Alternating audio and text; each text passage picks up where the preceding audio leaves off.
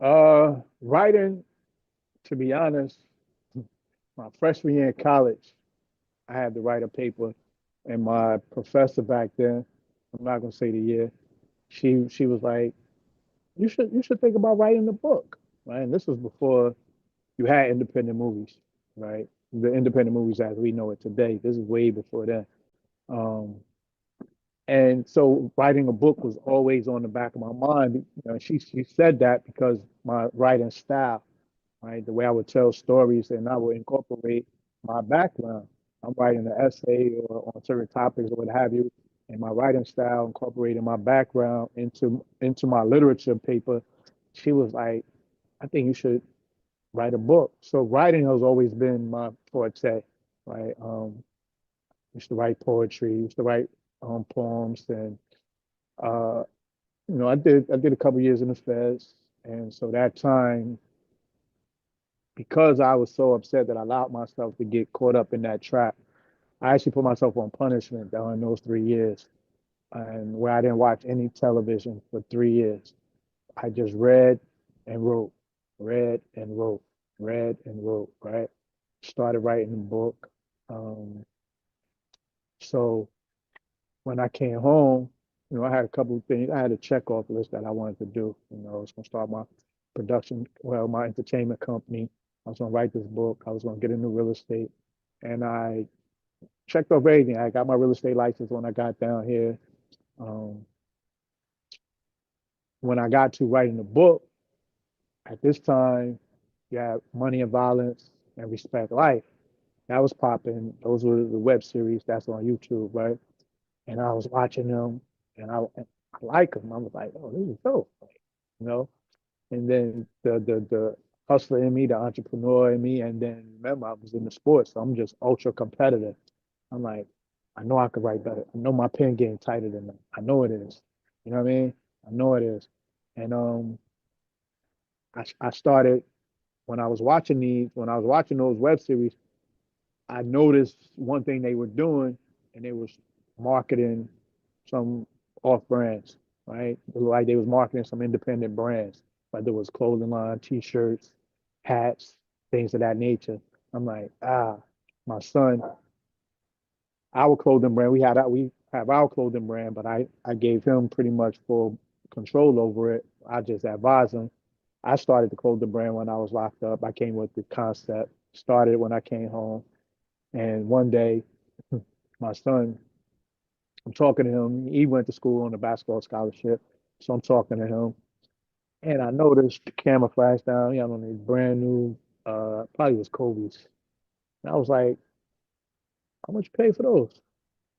Mind you, I'm paying his rent, right? Because it was D2 scholarship. So I had to pay for the rent.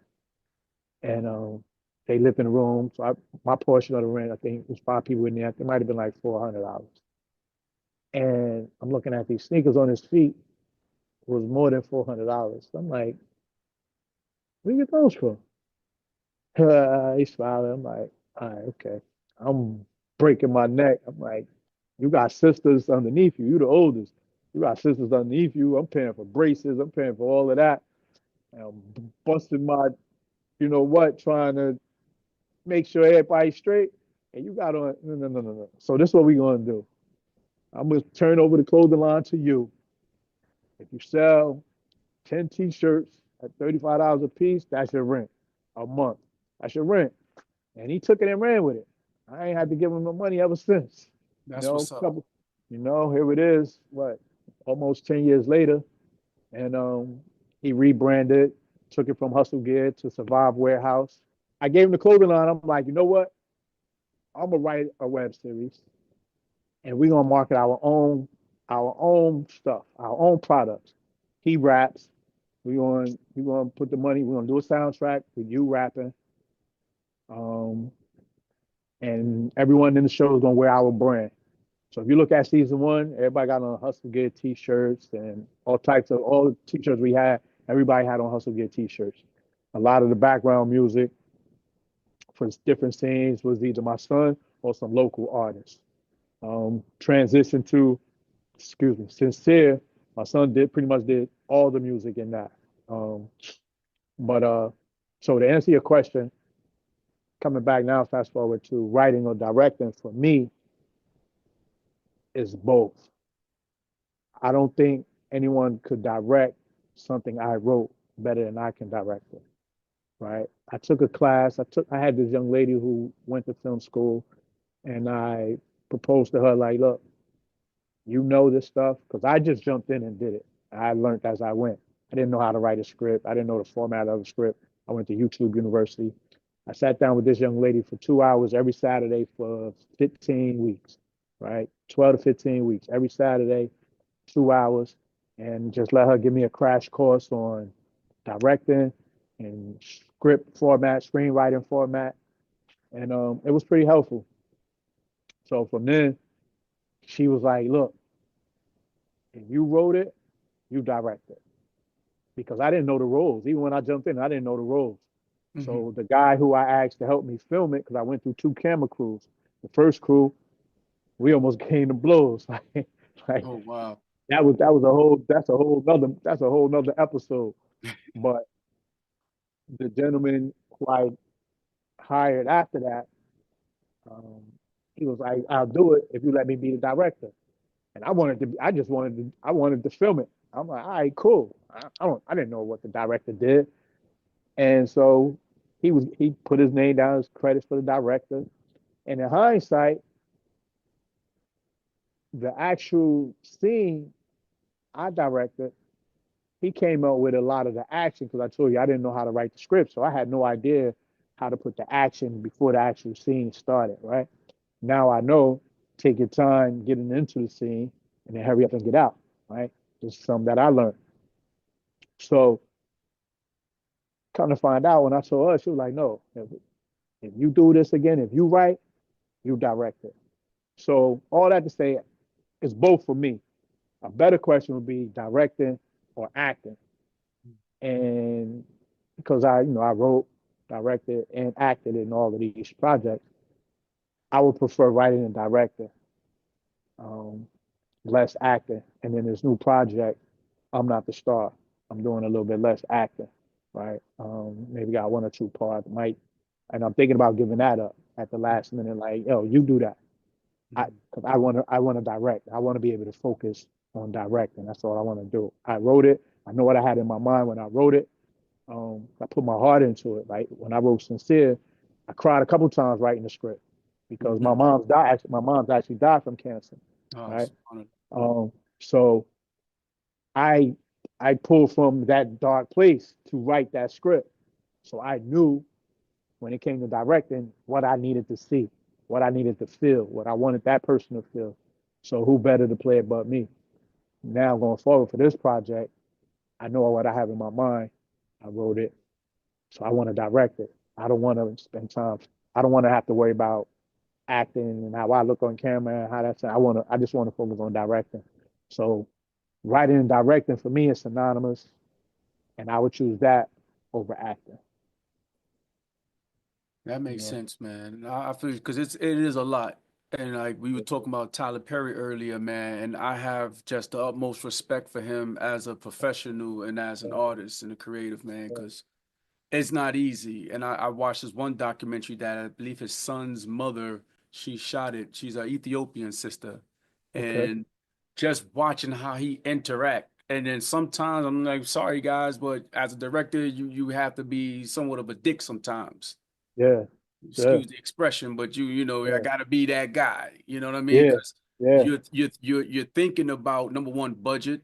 You're thinking about we have to finish this scene to get to the next, and we Hmm. gotta do it in a way where it's gonna make it easy in the editing room. So I completely understand just focusing on directing and writing is much easier as opposed to trying to do all three things.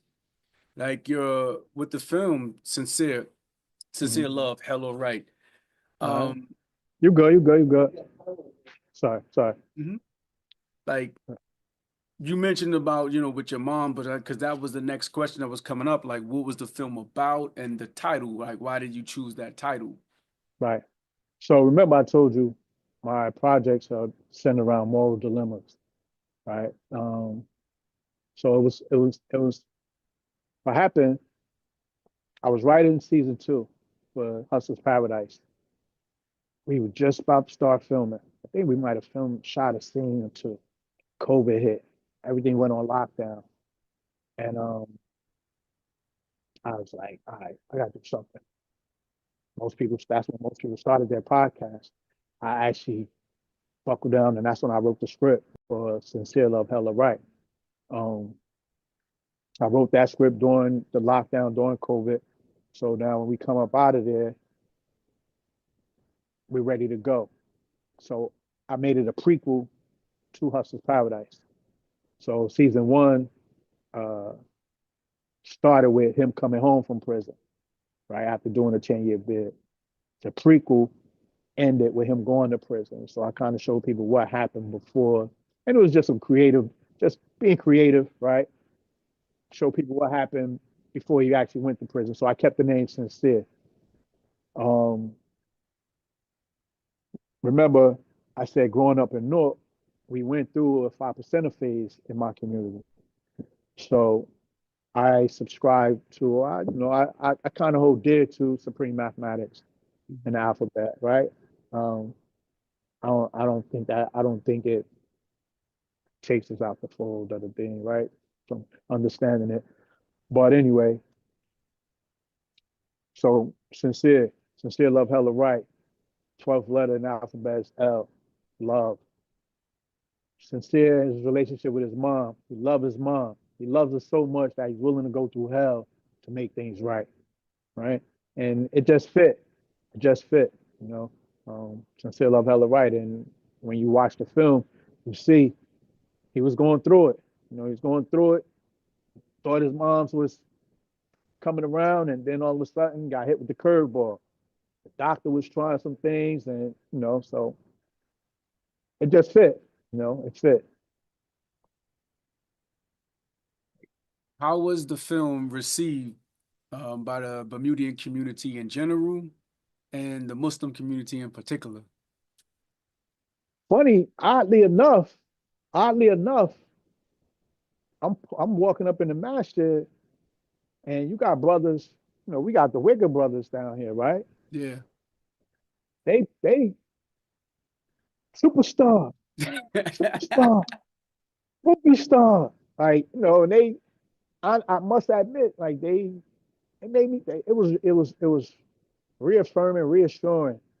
It was reassuring. I must admit, like it's kind of it's warming me. It's giving me a warm feeling right now. Like Alhamdulillah. they was receptive. I thought, and I actually received more criticism from the outside community. The Muslims embraced it, right? And I guess they understand it's entertainment at the end of the Yeah. day, right? Yeah. They understand it's entertainment. I try to make representation. I try to give the Muslims some representation in the show without crossing no lines. You know what I mean? Um, so Sincere, he's Muslim, right? In season 1, we show him actually offering salat, offering wudu, and the movie starts off with him offering wudu just to set the tone, right? No mistakes about it. The Muslim, you Yeah. know. But it because Bermuda. Remember, in the beginning, I told you Bermuda's conservative, very conservative down here. They can be conservative and judgmental. So now, when it comes to me trying to get sponsorship from these big brands, they're like, I like what you're doing, but the content, and I'm on the phone with big companies like Gosling's, they bring in Hennessy, right? I'm asking for sponsorship, and they're like, uh, we we just can't get around the content. I said, but you guys sell Hennessy, and you got road fatalities, all this crime, like Hennessy is probably The at the hypocrisy. yes. So then I hit it with this. I said, let me ask you something. You guys like power? Oh, we love power. We love power. I said, well, Hustle's Paradise is like the Bermuda's version of power. Mm-hmm.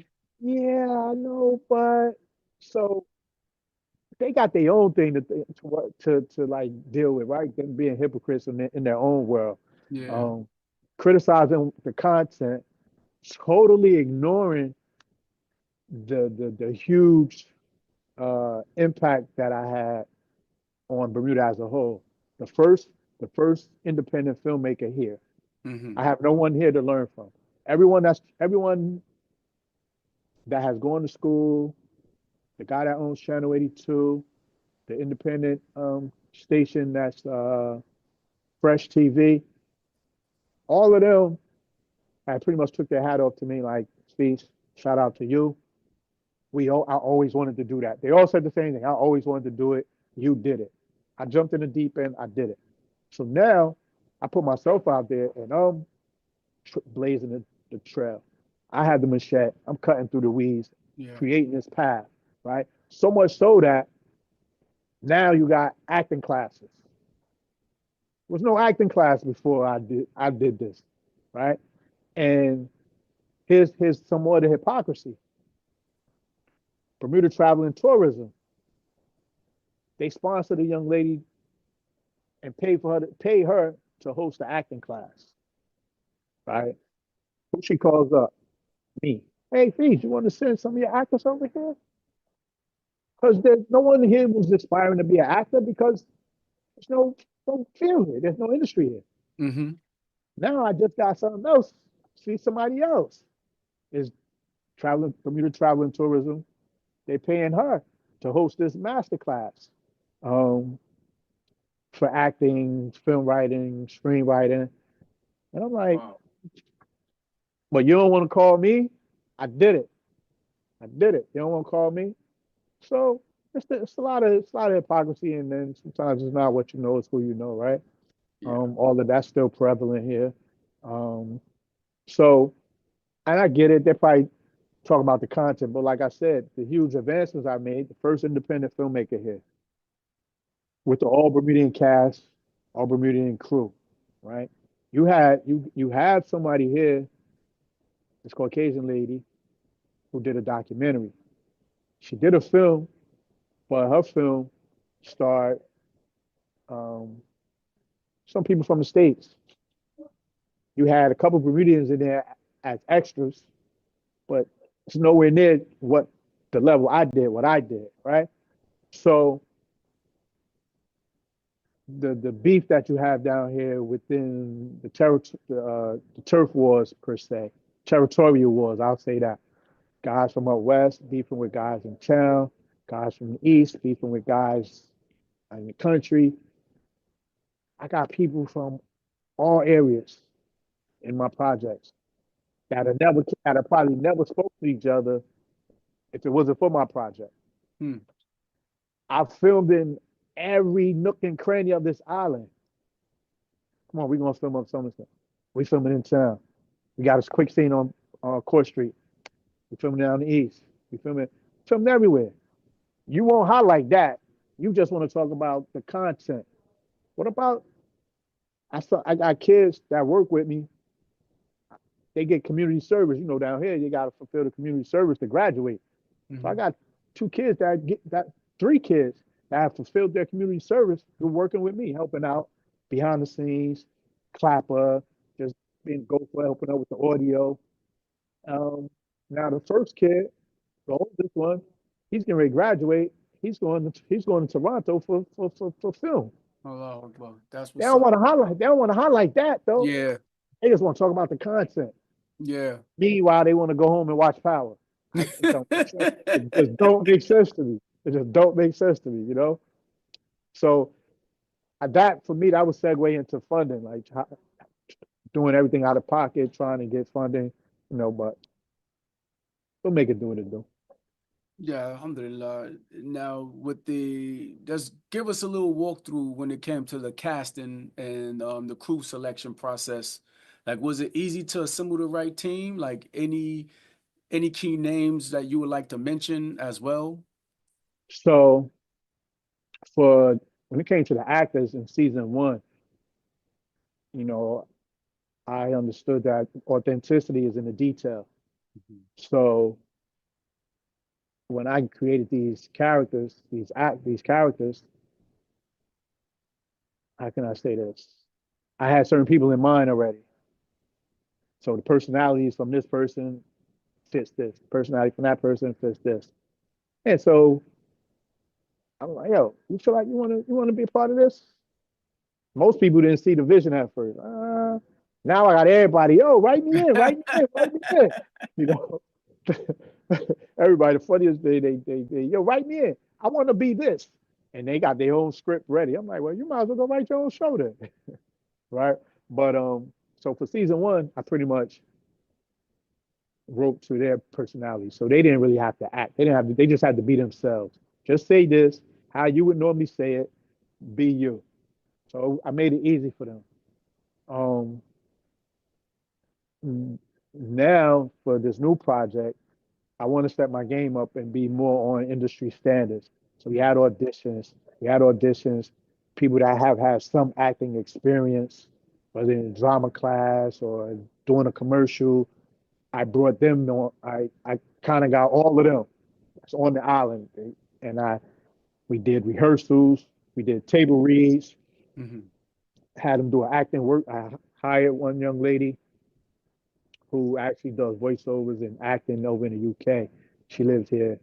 I hire her to do an acting workshop to show the actors how to get into this character, how to get into this, how to get in the character. Um, and then so now for this project, I'm expecting them to do a little more acting because they're not going to be themselves. They have to act for this project. As far as the crew, I don't know if you know Raíz Tanker. His father, Mr. Tanker, is like a Yes. doctor, historian, something like that. His mom's in the education system. Well, he went to school for film. That's my DP. Okay. Like I love him, and he's Muslim, right? That's my DP. Shane Woodley, that's my editor. He was the sound engineer or the assistant sound engineer for Rockefeller back during the Rock La Familia, all of those CDs back when Rock La Familia, Beans album, Okay. Dipset. He was living over New York for a little bit. I forgot the base. What's the Bay base Studio? base studio? Yeah, Baseline Studio. baseline. Yeah. Right. He pretty much camped out in there for a couple Sure, that's years what's up. working with them. Right. So he's my editor. So I assembled them again. He got burnt out from season one. He didn't really do much in season two. Um, Raíz, Raíz was doing the filming and editing. I end up doing some of the editing for season two. Uh, and then so now for this project, Blood on the Crown, I said, yo, we gotta the Blues Brothers, we gotta reassemble. I need to reassemble. Let's go. One more time. Let's go. One more time. Right. This is gonna be it, right? And so we're trying to do more industry standard. So, you know, like I said, they're gonna be acting. I'm expecting them to act. And I brought the whole crew together. Shane is a top-notch editor. He's probably the best editor on the island, if I Mm. say so myself. Raíz is very, um, he knows his angles, he knows his cameras, he knows his lenses, and he knows what he's doing, right? Sometimes he sees things before I see it. I'm like, yo, did you try this? And because his personality, he's like, he'll let you go ahead, try it. And then when you realize, okay, I understand. My reflection is on the screen. Or you can see the camera in the reflection on the window. And he's looking like, I'm like, oh, so that's why you don't want to do it. Okay, I got you. I got you. I got you. I stand down. Yeah. Yeah. Quiet But teacher. exactly. He's like, yeah, unless you learn on your own, go ahead, go, do it. You know? So I love Ron. I love Ron. I love Ron. I love Ron. But yeah, so that's the crew. And this time we're gonna block out 12 days, 12 filming days. We're gonna block out starting next week. And we're gonna film 10-hour days for these 12 days. For the first time, we got a shooting schedule. The first time, there's a lot of first times for this project. We got a Wow. filming schedule. We got locations already ironed out. All the other projects was run and gun. Yo, Ahmed, you can make it. You can make Friday. It's Wednesday. Can you make Yeah. Friday? We're gonna film Friday at 12 at at 6 o'clock when everybody get off work. What's the location? We're gonna be up Fort Hamilton. What should I wear? Just wear anything. Wear a tracksuit or dress this way. Now it's, we got the wardrobe covered. I need you to wear this in this scene. I need you to wear that in this scene. Um, Everyone knows how many out of these 10 days, everyone knows how many days I'm going to need them. We just sent that list out. So some actors, I might only need you 2 days.